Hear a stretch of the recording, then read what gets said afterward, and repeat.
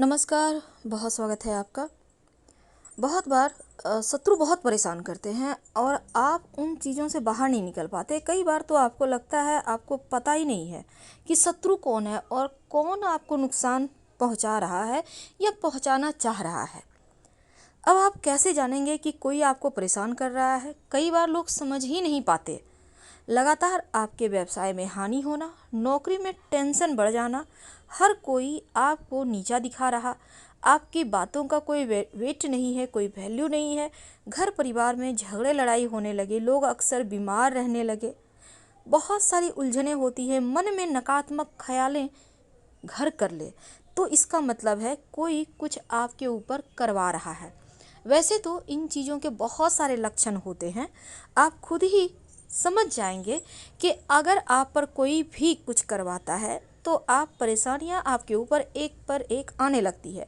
कई बार तो अच्छा खासा व्यक्ति होता है और ऐसा बीमार पड़ता है कि उसका कोई इलाज ही नहीं होता, बेड पर पड़ जाता है और वहाँ से उठ ही नहीं पाता, पूरा घर परिवार परेशान हो जाता है। तो बहुत तरह के शत्रु होते हैं, कुछ तंत्र क्रियाएं करवा देते हैं, कुछ छोटे मोटे जादू टोने टोटके कर देते हैं आपके दरवाजे पर आके। अब आप सोचते हैं कैसे, अब हर कोई को पता नहीं है कि कौन से ऐसा व्यक्ति है जो आपको सुरक्षा कवच दे। आप ऐसे लोगों के पास पहुंच नहीं पाते। बहुत सारे लोग ऐसे भी हैं जो बेवजह आपको चीज़ों में फंसा देते हैं। तो उन चीज़ों से बाहर निकलने के लिए तथा जैसे आप बहुत बार आपके जाने पहचाने ही शत्रु होते हैं, आपको लगता है कि यही करवा रहा है, यही हमेशा लगा रहता है कुछ ना कुछ। कई बार लोग जान भी जाते हैं, खुलेआम लोग शत्रुता करते हैं। तो ऐसे शत्रुओं से बचने के लिए, तंत्र क्रियाओं से बाहर निकलने के लिए आज हम आपको एक छोटा सा प्रयोग बताएंगे जिसको आप अपने घर में कर सकते हैं। और ये प्रयोग कब करेंगे? शाम के समय करना है। लगातार आप इसको कम से कम 8 दिन करें और ज़्यादा से ज़्यादा सवा महीने तक आप इसको रोज कर सकते हैं। हालांकि 8 दिनों में ही आपको रिजल्ट मिल जाएंगे। कोई शत्रु होगा तो वो खुद ही शांत हो जाएगा। या फिर एक बात हमेशा याद रखिए, शत्रु के जब आप किसी के बारे में जान रहे हो वो व्यक्ति सही नहीं है तो कभी भी उनके साथ बुरा बर्ताव ना करें, ना ही उनकी बातों को फॉलो करें, क्योंकि वो हमेशा अपना फ़ायदा देखेगा, आपका लॉस ही देखेगा।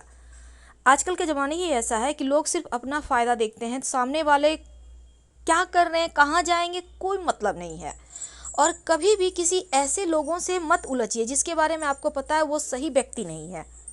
खासकर जब साधु, सन्यासी, तांत्रिक, ओझा जो लोग होते हैं, हल्के फुल्के तो हर कोई जानता है, तो ऐसे लोगों से मत उलझिए, क्योंकि वो अगर गुस्सा में आ जाए तो आपके ऊपर तंत्र क्रियाएं करवाएगा। और ना ही इन लोगों से दोस्ती भली ना दुश्मनी भली, ये तो आपने सुना ही होगा।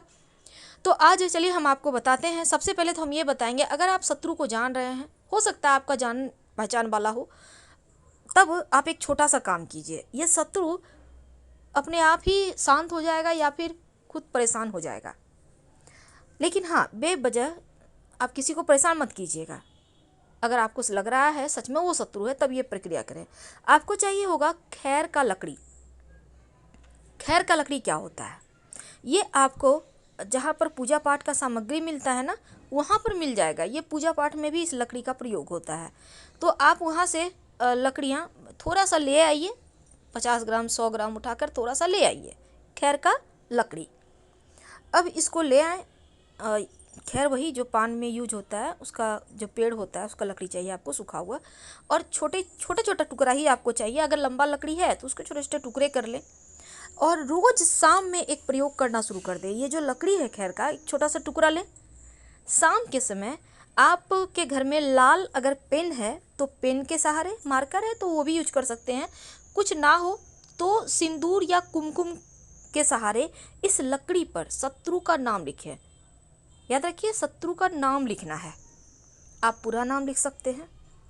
इसके बाद इस लकड़ी को आप अपने घर में ये प्रक्रिया आपको करना है। और इसको आप जैसे आप कहाँ पे करेंगे? बालकनी में करें, छत पे करें। आप शाम के बाद करना है, थोड़ा अंधेरा हो जाए तब। आप घर आंगन में भी कर सकते हैं, घर के अंदर भी कर सकते हैं। कोशिश करें कि बाहर ही करें, क्योंकि शत्रु का विनाश करना है तो चलो शत्रु की तरफ जाए सब कुछ जल के। अब आपको चाहिए होगा थोड़ा सा कपूर, ज़्यादा नहीं, 1-2 कपूर की डली ले लें और 2 लौंग ले लीजिए। फिर इस खैर की जो लकड़ी है इसके ऊपर जिस पर आपने शत्रु का नाम लिखा है, इस पर कपूर रख दें, लौंग रख दें और उसको जला दें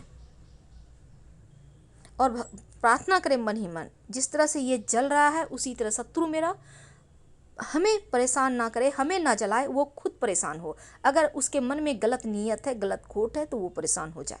जो भी आपके मन में आते हैं विचार, वो आप कहकर इसको जला दीजिए। ये प्रयोग लगातार 8 दिन करें, या आप ज़्यादा से ज़्यादा अगर शत्रु बहुत परेशान कर रहे हैं, बहुत पावरफुल आपको लग रहा है कुछ कर दिया है, तब आप 1.25 महीने भी इस प्रयोग को कर सकते हैं।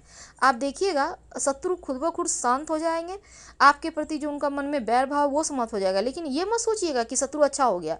अब आप कोई भी सांप है, आप उसके बारे में पता है वो सांप है, तो वो थोड़े ना सांप से बिल्ली बन जाएगा, तो ऐसा होता नहीं है, ठीक है। तो शत्रु शत्रु होते हैं, जो बैर भाव रख रहे हैं वो कभी नहीं बदलते, एक बात याद रखिए, लेकिन शांत जरूर हो जाते हैं। इस बात को हमेशा ध्यान में रखिएगा। या अगर आप मिर्च ये मान लेते हैं, तो आप उसको बार बार तो नहीं न चखेंगे कि वो तीता है।